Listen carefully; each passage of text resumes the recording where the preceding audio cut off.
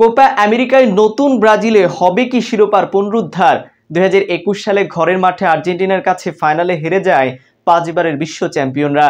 এরপর কাতার বিশ্বকাপে কোয়ার্টার ফাইনালে ক্রোয়েশিয়ার কাছে হেরে যায় সেলেসাওরারা।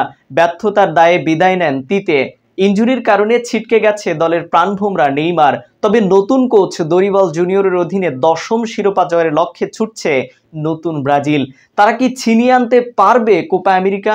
বিস্তারিত থাকছে রাইপ আহমেদ হৃদয় লেখা প্রতিবেদনে। গ্রীষ্মকালীন ফুটবলীয় উত্তেজনা বাড়াতে মার্কিন যুক্তরাষ্ট্র প্রস্তুত কোপা আমেরিকা আয়োজনের জন্য। 16 দলের অংশগ্রহণে মহাদেশীয় এই টুর্নামেন্টের অন্যতম শিরোপার দাবিদার 9 বারের চ্যাম্পিয়ন ব্রাজিল। 2021 সালে ঘরের মাঠে আর্জেন্টিনার কাছে ফাইনালে হেরে যায় 5 বারের বিশ্ব চ্যাম্পিয়নরা। এরপর কাতারে বিশ্বকাপে কোয়ার্টার ফাইনালে ক্রোয়েশিয়ার কাছে হেরে যায় সেলেসাওরা। ব্যর্থতার দায়ে বিদায় নেন তিতে।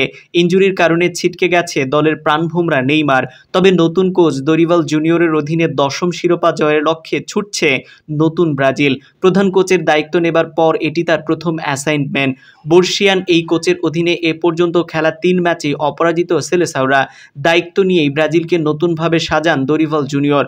কোপার জন্য তার ব্রাজিল স্কোয়াড থেকে বাদ পড়েছে কাতার বিশ্বকাপে ব্রাজিলের হয়ে সবচেয়ে বেশি গোল করা ক্যাসিমিরো এবং রিসার্লিসন। বিবেচনায় আনেননি ম্যানচেস্টার ইউনাইটেডের অ্যান্টনি ও আর্সেনাল ফরওয়ার্ড গ্যাব্রিয়েল জেসুসকে। 2026 বিশ্বকাপ বাছাইয়ে গত বছর অক্টোবর উরুগুয়ের বিপক্ষে চোট পান ব্রাজিলের সর্বকালের সর্বোচ্চ গোলদাতা নেইমার। কাজেই শতবর্ষী এই টুর্নামেন্টে তার খেলা হচ্ছে না।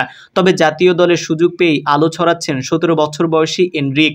আন্তর্জাতিক ফুটবলে এরই মধ্যে করেছেন 3 গোল।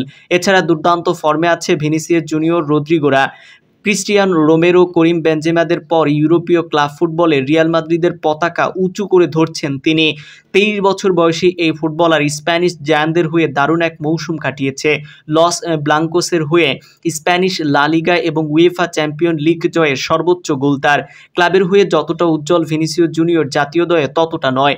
সেলেসাওদের হয়ে মাত্র 3 গোল করেছেন রিয়াল মাদ্রিদ তারকা।